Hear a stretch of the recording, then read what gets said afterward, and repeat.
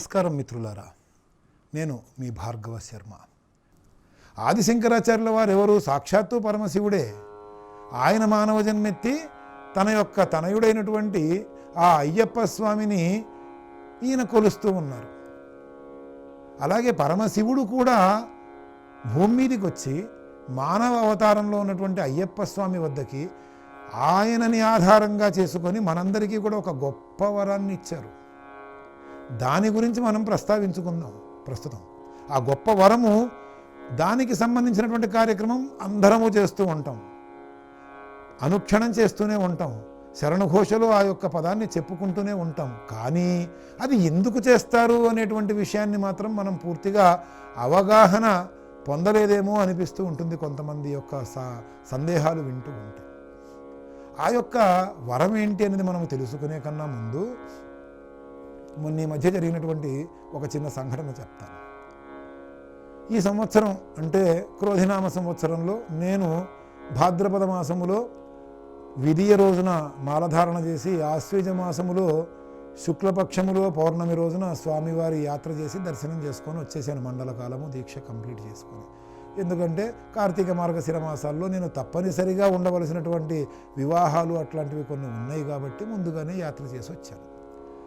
కానీ ఇప్పుడు 4 రోజులు 5 రోజులు పెళ్ళిళ్ళకో నేను ఉండవలసి వచ్చి మండలకాలం దీక్ష చేయలేకముందు వెళ్ళాను. కానీ పూజా విధానములో నా యొక్క విధానాన్ని గురించి తెలిసినటువంటి వాళ్ళు, నాతో పూజ చేయించుకోవాలనుకున్నటువంటి వాళ్ళు చాలామంది ఉన్నారు. అలాగే హైదరాబాదు పరిసర ప్రాంతాల్లో కొంతమంది స్వాములు నన్ను పూజ చేయించడానికి, అయ్యప్ప పూజ చేయించడానికి పిలవటం జరిగింది. నేను అన్నాను, స్వామి నేను మాలలో లేను, నేను మామూలుగానే ఉన్నాను. కానీ ఒక బ్రాహ్మడు మంత్రము నేర్చుకుని పూజ చేయించడం తెలిసినటువంటి బ్రాహ్మడు వచ్చినట్టుగా వస్తాను, కానీ గురుస్వామిగా రాను అని అంటే, స్వామి మీరు వచ్చి అక్కడ కూర్చొని మంత్రం చెప్పండి, మిగతాదంతా మేము చూసుకుంటామన్నారు. వెళ్ళాను.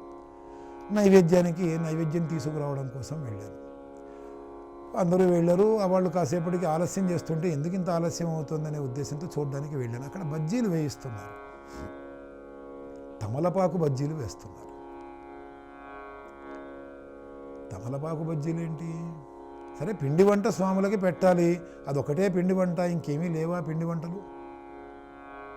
పాలకూరతో పకోడీ వేసుకోవచ్చు, ఇంకా చాలా రకాలు చేసుకోవచ్చు పిండి వంట వడ్డించాలని అనుకుంటే.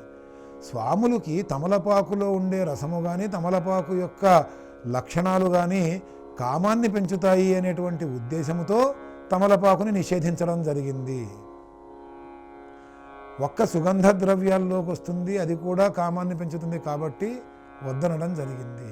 కానీ అలాగని చెప్పేసి తమలపాకు అంటే అందరి దృష్టిలో తమలపాకుకి సున్నము కాసు రాసి కాస్తంత వక్కపొడి వేసుకొని తింటేనే అది తమలపాక అంటే మూర్ఖంగా మనం ఆలోచించేటువంటి విధానాన్ని మనకు అలవాటు చేస్తున్నారు మిగతా వాళ్ళందరూ కూడా, మనల్ని విడదీయాలి అని అనుకునేటువంటి వాళ్ళు కూడా. అలాంటి ఆశల్లో పోకండి. మనము చేసేది భిక్ష. భిక్ష అంటే భిక్షగాడు చేయాల్సిన పని. భిక్షగాడి పని ఏంటంటే అమ్మ అన్నం పెట్టమ్మా అని అడగడము. ఆ మహాతల్లి ఏది పెడితే అది తినటమే భిక్ష. కానీ నాకు అప్పడాలు పెట్టు, నాకు బజ్జీలు పెట్టు, నాకు 4 రకాల కూరలు వేసి పెట్టు, నన్ను కూర్చోబెట్టి నాకు బోళ్ళంత వడ్డన చేయి, ఇది భిక్ష అనిపించుకోదండి.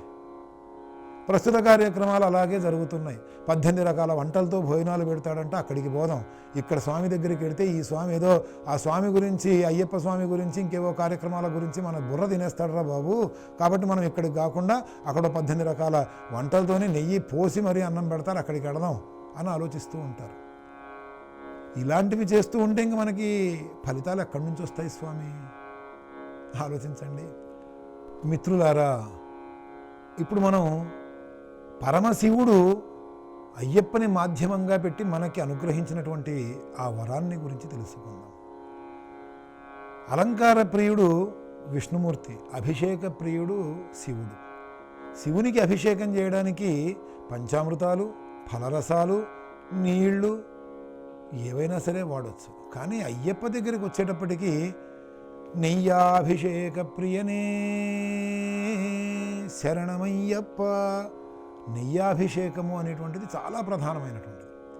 ఇక్కడి నుంచి ప్రపంచం నలుమూలల నుంచి కూడా దీక్ష చేసినటువంటి వాళ్ళందరూ కూడా ఇరుముడి కట్టుకునేటప్పుడు ముందు ముడిలో 2 ముళ్ళు ఉంటాయండి, ముందోటి వెనకోటి. ఆ ముందు ముడిలో ఉన్నటువంటి కొబ్బరికాయలో ఆ 3 కళ్ళల్లో ఒక కన్ను తీసి దాంట్లో నెయ్యి నింపి కార్కుతో మూసి మళ్ళీ నెయ్యి బయటికి రాకుండా దాన్ని పరమ పవిత్రంగా తీసుకెళ్ళి స్వామికి అభిషేకం చేయడానికి వాడుతూ ఉంటారు ఆ నెయ్యిని, ఆవు నెయ్యిని. ఈ ఆవు నెయ్యిని స్వామికి అభిషేకంగా విశేషంగా వాడటంలో అర్థం ఏంటి అనేటువంటిది కూలంకషంగా తెలుసుకునే ప్రయత్నం చేశాను నేను. ఎందుకంటే సుప్రభాతమైన దగ్గర నుంచి మిట్ట మధ్యాహ్నం దాకా ఆవు నెయ్యితో అభిషేకం చేస్తూనే ఉంటారు, సాయంత్రం దాకా చేస్తూనే ఉంటారు. సాయంత్రం తర్వాత మాత్రమే పుష్పాభిషేకాల సమయంలో ఆవు నెయ్యి ఆపుతారు. సంక్రాంతి రోజున ఆ యొక్క మకర సంక్రమణ శుభ గడియలలో స్వామివారికి ఏవైతే ఆభరణాలు అలంకారం చేస్తారో ఒక 5 రోజుల పాటు మధ్యాహ్నం తర్వాత అవి రోజు అలంకారం చేస్తారు స్వామికి. కానీ ఈ నెయ్యి అభిషేకము, ఆవు నెయ్యితో అభిషేకం చేస్తూ ఉండడంలో విశేషం ఏముంది, ఎందుకు అంత ప్రత్యేకత అనేటువంటి విషయం గురించి తెలుసుకుంటే గుండెలు అదిరిపోయేటువంటి సత్యాన్ని తెలుసుకోవడం జరిగింది. అదేంటంటే ఈ అయ్యప్ప స్వామి మానవావతారములో పందలరాజు దగ్గరికి వచ్చి ఉండడం అనేటువంటిది అందరికీ తెలిసినటువంటి విషయం. ఆయన వచ్చిన కారణము మహిషిని చంపటమే. కానీ మానవ మాత్రులమైన మనకందరికీ ఆ యొక్క విషయం తెలుస్తుందా స్వామి? తెలియదు కదా. ఈ పందలరాజుకి స్వామి దొరికేటప్పటికీ, ఆ పంపానది ఒడ్డున దొరికేటప్పటికీ ఆ యొక్క పందల రాజ్యము విపరీతమైనటువంటి కరువు కాటకాలతో, అనేక రకాలైన కష్ట నష్టాలతో కూడి ఉందన్నమాట.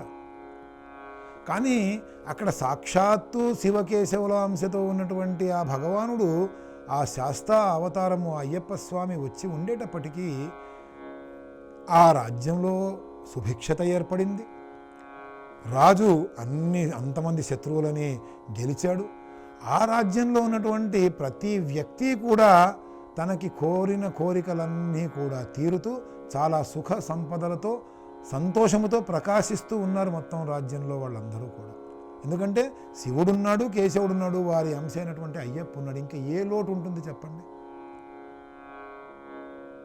ఆ స్వామి వచ్చిన తర్వాత అప్పటిదాకా సంతానము లేనటువంటి ఆ యొక్క పందలరాజుకి ఆయన భార్య గర్భవతి అయి సంతానవతి కూడా అయ్యిందంటే అందరి కోరికలు కూడా తీరినాయి.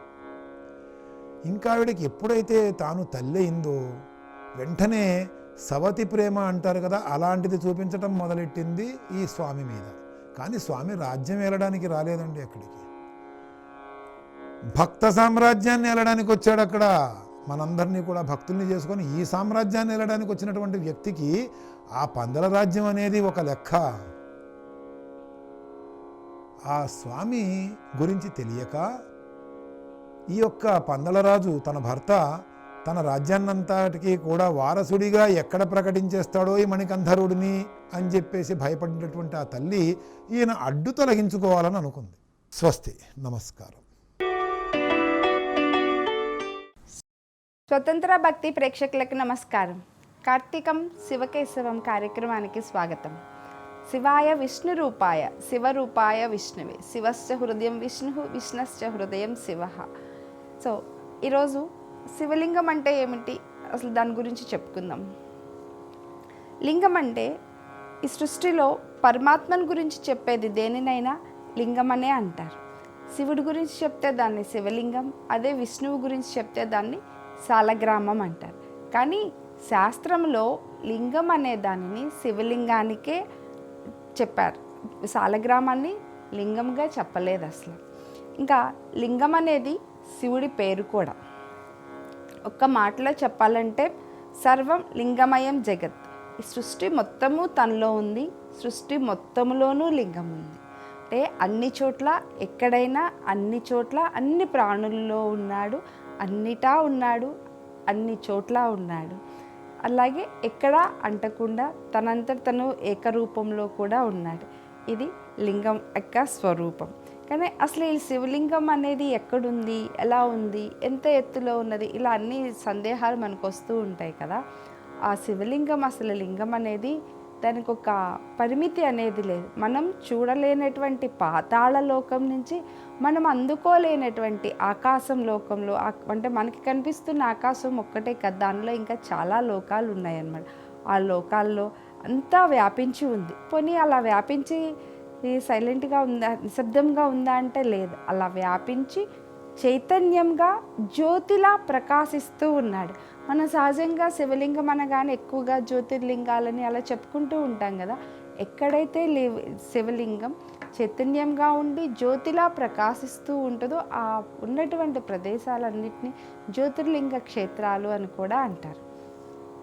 ఇంకా శివలింగం అది ఒక ఎట్లా అసలు శివుడు లింగ రూపంలోకి ఎందుకు వచ్చాడంటే, నిర్గుణమైన తేజస్సు సగుణంగా మారాలి అంటే దానికి అనుగుణమైనటువంటి ఏదో ఒక రూపాన్ని స్వీకరించాలి. అలా స్వీకరించినటువంటి రూపమే ఈ లింగ రూపం. శివుడు తను లింగ రూపంగా వచ్చాడనమాట. నిరాకారుడైనటువంటి, ఆకారమే లేనటువంటి ఈ పరబ్రహ్మ ఒక రూపాన్ని తీసుకుంటే అది లింగ రూపంలోకి వస్తాడు. ఆ వచ్చినటువంటి రూపమే శివలింగం. ఇంకా చెప్పాలంటే శివుడు ఒక్కడే నిష్కలత్వం వల్ల లింగంగాను, సకత్వం వల్ల ఆ మూర్తి రూపంలోనూ ఆరాధించబడుతూ ఉంటాడు. ఈ శివలింగానికి మొత్తం 55 రుద్రకళలతో ఉంటాయి. 55 రుద్రకళలతో ఏదైతే ఉంటుందో దాన్ని మాత్రమే లింగం అంటారు. ఆ 55 రుద్రకళలు ఎక్కడుంటాయి అంటే ఆది దైవిక, ఆది భౌతిక, ఆధ్యాత్మిక, ఆది యజ్ఞ, అంతరిక్ష, ఈ అన్ని చోట్లలో ఉంటాయి రుద్రకళలు. అంటే ఒక్కొక్క దానిలో 11 రుద్రకళలు ఉంటాయి. ఆది దైవిక ఇది దేవలోకానికి సంబంధించింది. దేవతలలో 11 రుద్రగణాలు ఉంటాయి.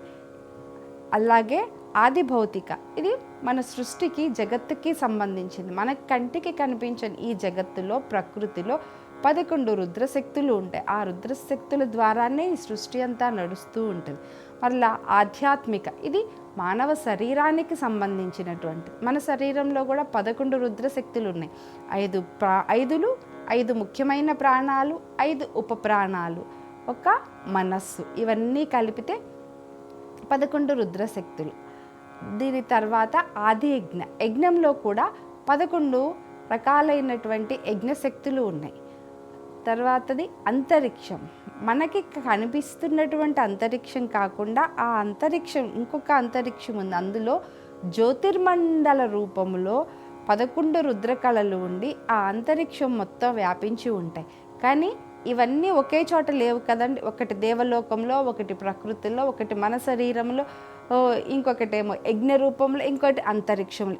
ఇన్ని రకాలుగా వేరు వేరు చోట్లలో ఈ 11 శక్తులుగా వ్యాపించి ఉన్నాయి. ఎక్కడైతే ఈ 5 గణాలు కలుస్తాయో, ఈ 55 గణాలు కలిసి ఉంటాయో దానినే శివలింగం అంటారు. ఈ 55 రుద్రగణాలు కలిసి ఎక్కడైతే ఉంటాయో దానిని శివలింగం అని చెప్తారన్నమాట. ఇంకా లింగం ఏర్పడటానికి, శివలింగం ఏర్పడటానికి ప్రకృతి ఆధారం.